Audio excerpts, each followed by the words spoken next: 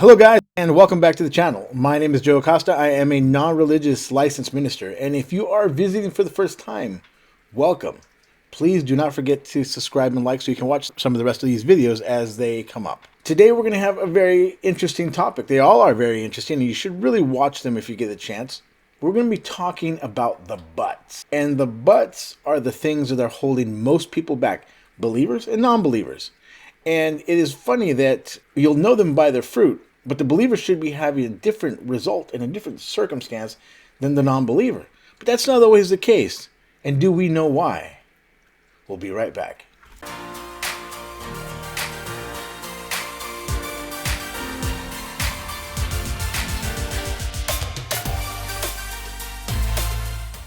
Now, let's take this from a perspective that if we are going to college, we are going to start a business, because God gives us the desires of our heart, and He puts them in there to draw us away from the place that we're at, from the mental perimeter, sometimes a mental prison that we're at. And most people don't really know that they're there. But have you ever met a person that every time you bring something up, they bring up a but? Yeah, but this. Well, hey, check this out. Yeah, but that. Yeah, I already saw it. They always have buts. There's always something. It's kind of strange looking forward that the butt, even your own butt, B-U-T-T butt, is behind you. That's where all the butts belong, behind you, not in front of you. Because if you put them in front of you, then you're already backwards. So think about that. If you're the one, or you know people that are always putting up those butts, think about that for a second. The butt should never be in front of you. Your own butt should not be in front of you. That's for darn sure. It should be somewhere behind you. That's just backwards altogether. Negative to say, not something positive going forward. And you'll watch these people. Sometimes these people will, you can offer them help, but they have a problem for every solution. That is not the kind of people that you want to be around. And that's not the kind of person you want to be if that is you. There are not problems. The only limitations, when you understand how God created you, you'll find that the only limitations that you have are the ones you impose upon yourself. That's true. Now, let's say that we're in a college setting and we have 1,000 students and they all are going to start something and go somewhere. They are all going to start getting the beginning steps. You got to get this. You got to get a computer for this. You're going to do all the same beginning steps in hopes that as they go forward, they'll see the next step. And they're going to continue that way. Well, that's not the way it works in a godly sense. Now, that might be news to you, but in a godly sense, we receive the end result. We are speaking from the end. What did the Lord say? They just planted the harvest. What do you have? You have 3 more months and then the harvest. But I say, look at the fields. They're white and ready. Where's their mind supposed to be? On the end, on the harvest. Not on the fact that they just planted, not on the fact that they have to water it still, or that they have to keep weeding it, and they have to keep watching the rodents and other animals don't eat their crops. Not all the sweat and tears that are going into the whole process of getting to the harvest, but to focus on the harvest. The story, the parable of the man with the talents. He comes and he gives one 4. He gives one 3, and he gives one 1. Each one according to their several ability. Well, what is their several ability? They're all exactly the same. They have the same ability. What is the difference? The difference is what they see in each of their mind. The one he gave 4, he doubled it. The one he gave 3, he doubled it. Why? Because in their mind, they knew where they were going. They didn't look at all the steps. The guy that got 1, he didn't know where he was going, is evident in the 1. And what he did with it is even more evident, because most people, when they are starting something and they want to get to something, they start off in the beginning steps. And enmity will destroy your beginning steps. It will let you get involved with the idea. It will let you go to school for the idea. It will let you gather equipment and things for the idea, but it will not get you to the final steps and into the promised land of the idea. You can come out of the place and you can wander around, but you're going to take the prison of Egypt with you. And the evidence of that is that they don't make it. The evidence is that we stop and we don't enter into the promised land. And you'll watch these people because after a while, they give up. They let go of whatever it was they were doing. And you see them going back to school, or they're starting another idea or a new thing. And the new thing starts off and there's an excitement behind it, and they get involved with the beginning steps only to end up back in the same place again. It's enmity, all the buts. If you cannot see the end result, you cannot have it. Well, you say, well, I need to get this done first. I need this first. I need that first. That's where it wants you. You have to understand that it is the end result. My Father works and I must work also. I am working towards the end result. Everything that I need, what does God do? He supplies all our needs. All my needs are the things that I want to take care of. I'm trying to take care of all these needs. And enmity has a reason and an excuse for everyone. It is going to set up who's going to do this then? And who's going to do that then? And what if this happens? Enmity is so wicked. It's deceitfully wicked. What does the word say? Jeremiah 17:9. The heart is deceitful and wicked above all things. Who can know it? You're not going to know it. You're never going to be able to tell where its plan is to deter you. See, we just think it's a hostility. It is to entrap you. First physically, but mentally, where you are at. The evidence of where you are at still, day after day, year after year, is the evidence of where your mind is. Now, we don't think that, but it's absolutely true, because our lives are a reflection of the thoughts that we have. As a man thinketh in his heart, so is he. This is true. A lot of the people that did great things throughout history understood the same thing. A man is what he thinks about all day long. Well, if I think about me just being stuck in a certain place, if I think this is the end of my life and this is it, I resign myself to my fate and that's it. I don't grow beyond that. I can pick up the Bible and I can learn, but I'm not going to learn the same way, and I don't know the same way until I experience it. See, we can read about what the apostles did, but we didn't experience where they went. I know what they did, but I don't really know what they did. I don't know it for myself. I'll tell somebody how to get healed. I'll tell somebody how to fix the problem in their life. And they say they already know that. They don't know that because they're still having the problem. Back to the college scene. We start off, we're going to start a business. We're going to do this. We're going to do that. We're going to get this thing going. We're going to get all the steps. And in the end, when we're done with all the steps and we've checked all those off, which Emily is perfectly fine with, we're going to look over and we're going to wonder where we go next. You know how many people go to college for something and they don't even go into the field of what they studied for? And there is some that do. And a lot of the ones that do are going into the same field that their father or their mother is already in. He's a doctor. He's going to be a doctor. What are you? You're a lawyer? Oh, what was your parents? A lawyer? What are you? A teacher. What was your parents? A teacher. Sometimes they're a little bit more advanced in the position, but it's almost the same thing. It will let you go into that. It will not let you break completely new ground all the time. You have to have something inside you. What does the Lord say? What does the word say? It says, in all your ways, acknowledge him, and he will direct your path. You don't have to worry about these things. You don't have to worry about how you're going to cross the Red Sea. You don't have to worry about if you're going to eat meat or you're going to eat bread or where you're going to get water from. You don't have to worry about all these other people that want to kill you. You don't have to worry about all these things along the way. You don't have to worry that you don't have the money. You don't have to worry about these things. Why? Because God supplies all your needs. Now, what happens when you hear that? Yeah, but. Now you know what's talking to you. Because as long as there's a yeah, but, you cannot make a definite decision that you are going over there. If you cannot make a definite decision that you are going over there, you will never do it. You cannot do it. You will not make it. And the evidence, again, is the people that are in the same spot year after year. Some of them are going back to school again. They're graduated. They're in their 30s or going back to school again. They're going back to school. They're in their 40s. They're graduated. Got a degree for this and that. they're going back to school again. They're in their 50s and they're going back to school again. Think about that. I want you to think about that because it's on that level, but it's on the small levels too.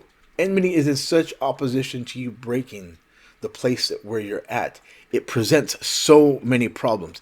It keeps you busy. If you give yourself 6 months to do something, work will expand to fill the time. It's going to make it. We used to have clothing allowances at our work. And so they would give us 3 months. 3 months to go buy, use up the money, and turn in the receipts. Itemize them and turn them all in. What we spent and what we got. And if you didn't spend it all, then you had to pay that back. So we'd go out there and we'd do that, right? And then some people didn't get it done in the first 3 months. It was like more than 50% of the people were having to pay back. So they decided to give 9 months. And guess what? It didn't change anything. It did not change a thing. It was the same people, the same thing. Yes, things come up. And they will come up. As long as you are doing something different that is not your normal, things are going to come up. And if you do not have the guts to push past it all, to get to the end, you do not deserve to win. I'm sorry, but that's exactly how it is. You do not deserve to win. If you don't have the guts to push past it all, to push past the fear, to push past the stress, to push past all those things, those blocks that are going to come by to distract you, you do not deserve to win. Now watch this. Jacob and Esau. Hopefully I'm pronouncing his name right. 2 brothers, right? Esau's the firstborn. He is his birthright. He has the majority of the inheritance. He has the majority of the inheritance. He has his future is planned out. And he trades it for a bowl of soup. When we lack the vision of where we are going and we get distracted by the little knickknacks and the stupid things and the complaining and the problems just not seeming to work out so fine. And we start to get frustrated and get emotionally involved with a bad idea. That's what the bad feelings are. That's what frustration is. Emotionally involved with a bad idea. You might say it's human. Emotionally involved with a bad idea. We focus in a different area. We start focusing on these other side problems. And we take our eyes off of where we're going. Again, you've heard me say it. You are not going to put what God is giving you as a desire in the microwave and then wait for it to ding and then come back and check it while you do other things. That is not a thing. Where do you think this multitasking comes from? Division in your own mind, divided all over the place. To stay busy doing nothing that is getting you anywhere. That is the purpose. To keep you busy doing things. Think about that for a second. God did all of creation, made all of creation. Then he said, let us make man in our image and in our likeness so he can just do things. Things that don't add up to anything. When we pass away, those things, someone else is going to be doing them. Think about that. Or we can expand and we can grow. And we can grow in who he made us to be, in his image and his likeness. And we can grow in relationship. And we only grow in relationship along the journey. Think about that for a second. Remember the story of Mary and Martha? Busy. Here's the Lord talking. If there was ever a time to put down the plate and stop doing anything and sit down and listen, that was the time. But she could not stop doing the things that she normally did. And she wanted her sister, or Martha, to get up and start helping her too. Come and join me and have her join me. Tell her to join me doing the stuff that we always do. That's not making any difference whatsoever. Absolutely true. So I say that to say this, that when you get involved with that desire, you get involved with a desire that God gives you, it's going to be not something in your own perimeter, not a way out from this side of the chair to that side of the chair. It is outside something so big. It's something so great that it shifts your life. And you'll know this. You know how you know this? Because when you attain it, you feel sick. When that part on the inside of you is shifting, and it shifts and it moves and you break the barrier, there is a shift on the inside. And oftentimes, that it's breaking free shows up physically, almost like an addict. The way an addict is having withdrawals. Does it want you to move forward? Does it want you to go? doesn't want you to do those things. It will put up such fear of what might happen, or you don't know what's going to happen. What's fear? Fear is faith in the wrong idea. You feel it. You should be feeling the good that I'm going where I'm going to. See, a lot of people ask, they say, well, how am I going to do that? It's not about how I'm going to do that. I'm acknowledging God, and on all my ways, He's going to direct my path. I'm excited to see how He's going to direct my path. And that's where you should be. Be excited of how He's going to direct your path. You can't walk in uncertainty. Uncertainty leaves you right back where you're at. Who asked, what did the Lord say? Who asked his father for bread and his father gives him a stone? So how much more is your heavenly Father not going to give you? He wants you to grow. And you can only grow by breaking the barrier. And a lot of people they're set up at home. They got Bibles around them. They got, Joyce Meyer's tapes, Joel Osteen tapes. They got Jesus of Nazareth on the streaming channel ready to go. And that's what they're going to do. And on Sunday, they're on the way to Bible study. And what is going on in their lives? What growth is taking place? Because if I'm still afraid to make those decisions, I'm still afraid to trust God. If I'm afraid to make the decision of where I'm going, I'm still afraid to trust God. You might say no, but that's the truth. It doesn't matter. In the core, we know it. Well, yeah, but I got to get this. That's not for you to worry about. Get involved with the end result. There's these three guys, and they're about to go into the mountains, go backpacking for a couple days, and the sheriff rolls up on them and says, hey, where you guys going? We're going to go backpacking through those mountains for you guys. Girl Scouts going to be all right? You guys... And then the first guy responds back as well, I was never in the Girl Scouts. He says, hey, where were you? He looks to the guy to his place to the left. He goes, no. And he looks to the guy on the right, and the guy goes on the right says, no, me neither, but I ate a brownie once. Like that was going to count for something, right? A lot of times believers are the same way. They trust God to come out of a hole, and that's all they count on Him for. But they don't trust Him going forward. I trust Him to get me out of the hole. How many times has God gotten you out of the hole? You can probably count them up most of your life. How many times have you trusted Him going forward into unknown territory where you didn't know? And that's when it counts. Step onto the water, possibly. It has to happen here. How far did God see? The Lord was the lamb sacrificed at the foundation of the earth. His sight was set way over there through the fall of man. Look, well, check this out. What does He say? He created man and He put man in the garden to subdue it. Right? He put man to subdue the earth. He's going to subdue the earth, right? We're made of an earthen vessel. I'm going to have to subdue this. There's no conflict. But the fact that I have to subdue it means that I'm going to have to take on a task and possibly a conflict. But what happens? Where's your spirit? Where is your spirit being? Your spirit being, you think it's inside you? Your spirit being fills the whole area. It fills the room around you. You ever walk by somebody and you can feel the hairs on your arms stand up? There's a connection and you're hitting spirit. But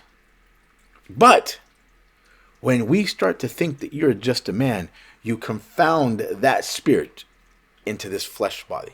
When you start thinking that you have disease, and it's in your conversation. Oh, my asthma. Oh, my this. Oh, my that. You confound the spirit into you, inside of you. Everything, all the logic. A logic is a man's ability to be able to stack these books on top of each other in order to reach that. That's not God's way. A man's way, logic, is if I have enough money to do that, then I can do it. That is not God's way. Acknowledge me and I will direct your path. Whatever it is you need, I supply. I supply all your needs. That is not, we're trying to go to God through logic. It does not work every step of the way. When I get to the promised land, can't do it. Logic doesn't work. I have to trust God. I'm going to go in there. I have to trust God. It doesn't matter what I see in there. It doesn't matter how it looks from here. It doesn't matter how difficult it looks. It doesn't matter if the land looks like it's full of giants. We can do it. It devour up all the whole land. It doesn't matter. We can do it. I got God with me. I got God within me. We can do it. Now, unless you learn how to make a definite decision, there is no point and getting baptized. Because that is a definite decision that you're going to live in this manner and in this way going forward. We do it because we're leaving sin in the world. I'm leaving sin. And a lot of people go, we're sinners and it's impossible. God doesn't give us anything that's impossible. It's impossible not to commit sin. God gave us an impossible task. There's men that were upright. The Apostle Paul, before he became the Apostle Paul, was an upright man. According to the law, he was blameless. There was those people, but they didn't have the relationship with God. They didn't have the trust with God, because the relationship and the trust is grown along the journey.